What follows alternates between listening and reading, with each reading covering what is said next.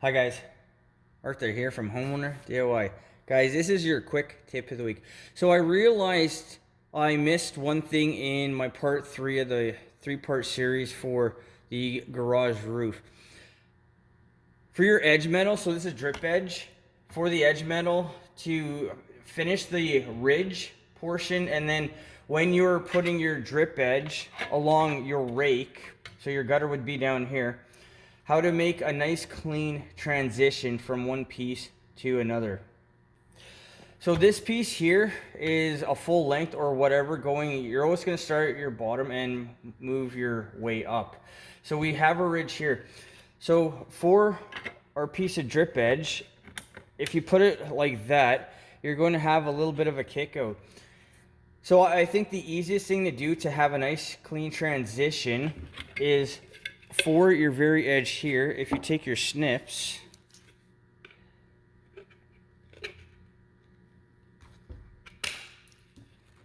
and just cut a little portion out, what you can do is now slip your drip edge over, and then it's going to be nice and tight. Now I screw this in just to make it easier on myself, but here, nail it in, push it on, and then you have a nice smooth transition. Now also for the overlap here, I'd say probably do about 2 inches from the edge here, and then you'll be fine. But for what we're talking about here, that is the one side that you're going to have for your drip edge. Now the other side here, so if we're going up to a ridge, what we want is a nice clean transition from one side to another. So with our drip edge here, if you make a mark in the middle, then you know where to cut it. And I think the best thing to do is if you make a nice plumb line when you cut this, you'll have a better transition than if it's off on an angle. So with your piece of drip edge, if you try to follow the line the best you can, it's going to be tough when you're really high up. But if you follow the line the best that you can,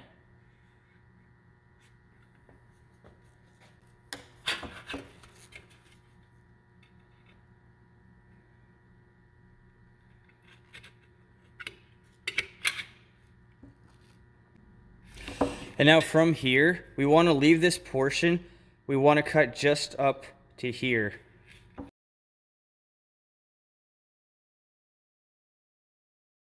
Alright, so now we have our cut.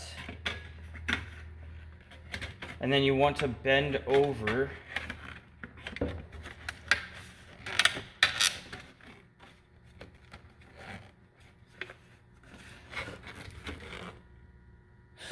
So we have this here. You can either leave it right where it is, or if you want to cut it down vertically, that is fine as well. And then what you're going to do is screw your pieces on.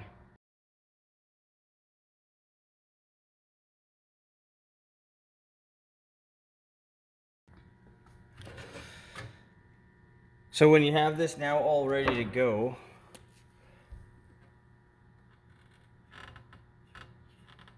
draw your line straight down.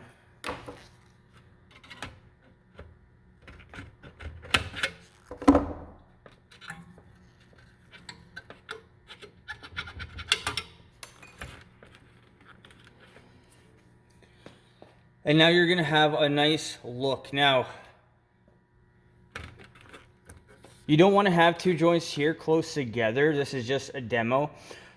If you're going to have a very short piece, what I would suggest is cut the lower part and then make this one longer. So instead of having transition really close, you'll have a bigger piece like a foot, and then it'll look better.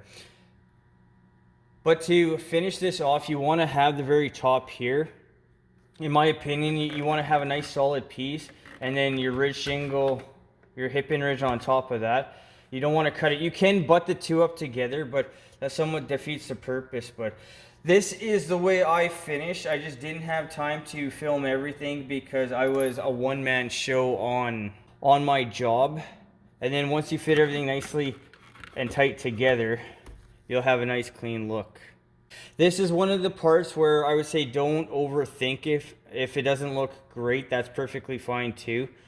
As long as you don't have any leaks That is the most important thing of your job. Guys, that is your quick tip of the week.